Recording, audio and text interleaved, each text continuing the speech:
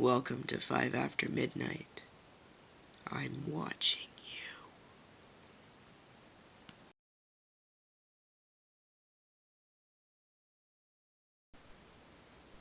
One.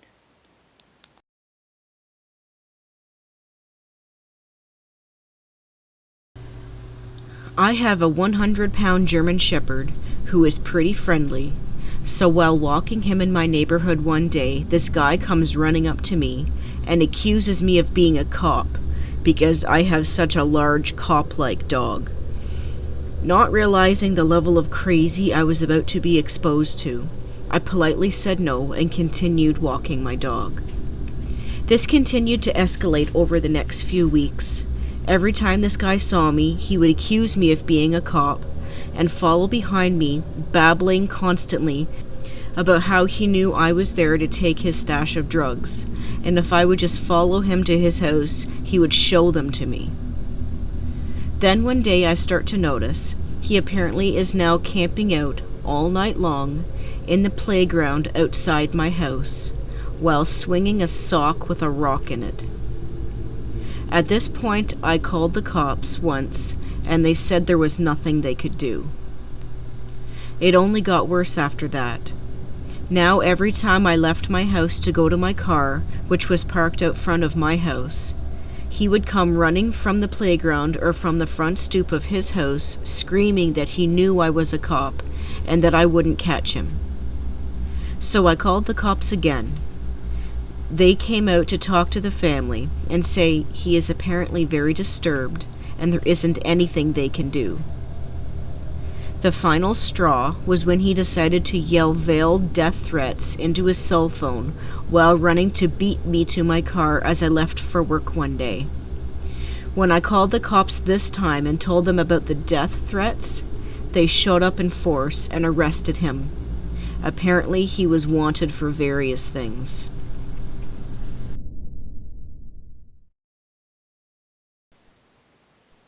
Two.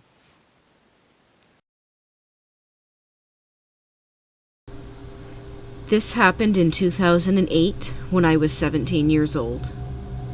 I was walking home from a party at about 2 a.m.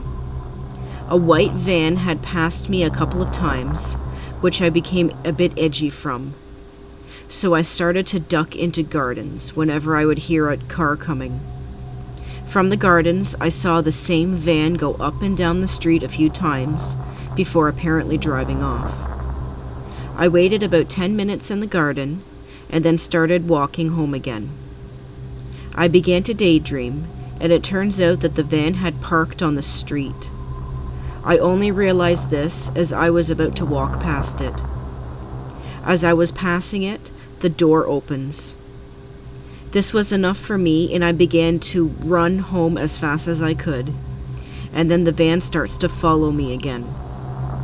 At this stage, I was near a park, so I ran in and across an oval.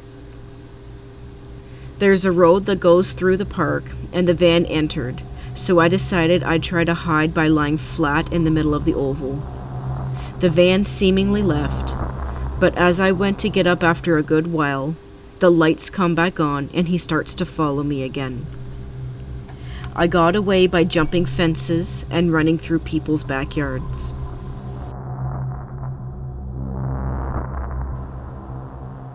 Three.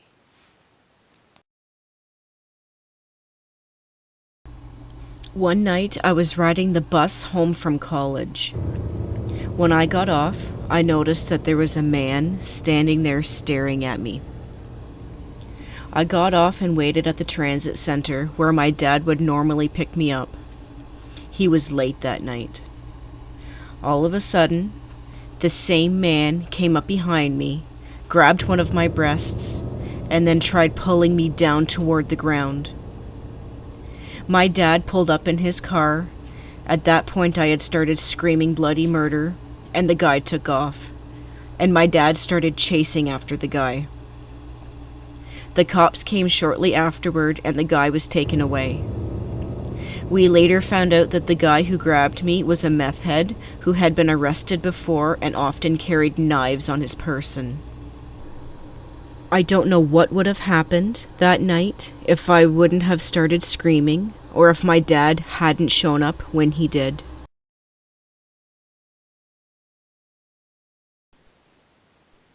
Four.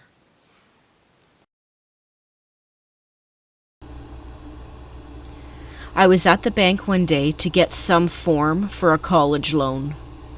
A young girl came to the counter at the same time for the same purpose. She seemed new to the place and asked me how to fill out the form and submit it. I told her everything and she thanked me. I never told her any of my personal details.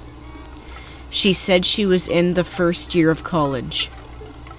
I came back home and my mom says that one of my friends called on her phone and was looking for me. I was confused because none of my friends call on my mom's number because they can call me instead. My mom said it was a girl and she was looking for me.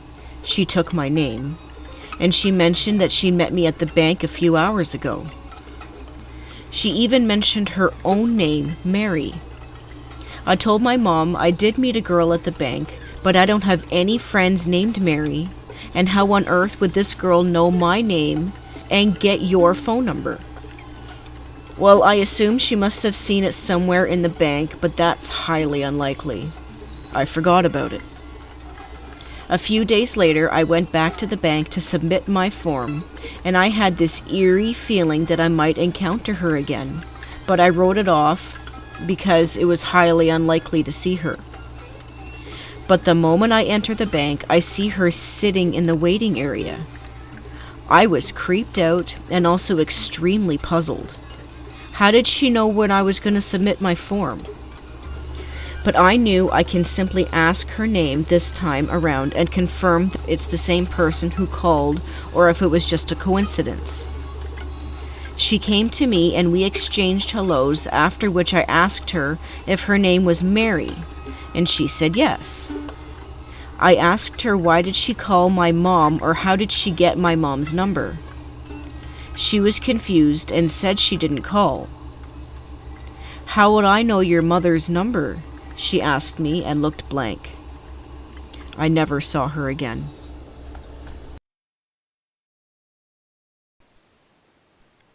Five.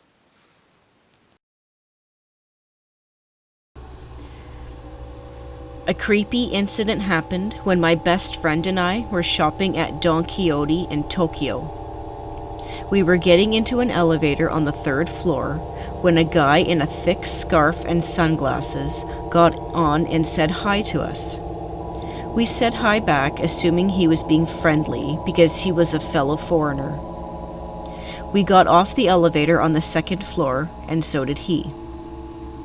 As we walked around the store, we noticed that he seemed to be following us and smiling at my friend every time he passed us. This was quite disconcerting, so we decided to leave the store.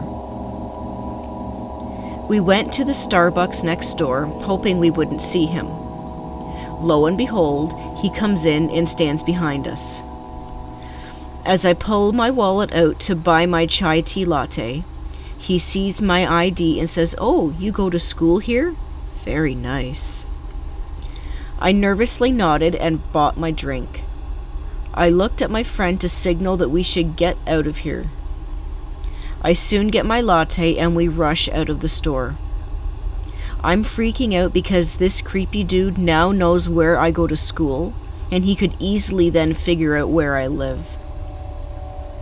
We didn't see him behind us, so we decided it was best to hide out in McDonald's. We go up to the 2nd floor and sit down. I drink my Starbucks. We talk about the guy, and I tell my friend that we should avoid going home until we are sure he is off our trail. My friend looks behind us and turns white. She whispers, "He's sitting right behind us, like 5 feet away, and he's staring at me." The dude followed us into McDonald's, and even though there were plenty of seats in the less than crowded area of the restaurant far from where we were sitting, he sat right near us.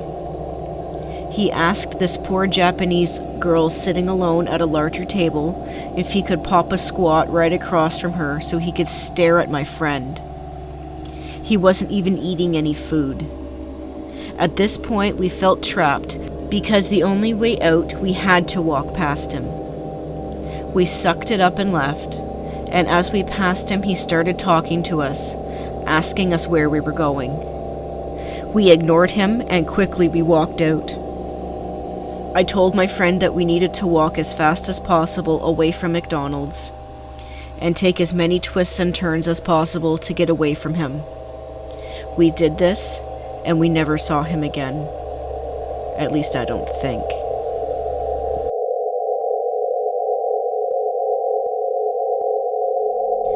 Thank you so much for watching and supporting the show. If you have a story to share, send us an email, like us on Facebook, share, like, and subscribe.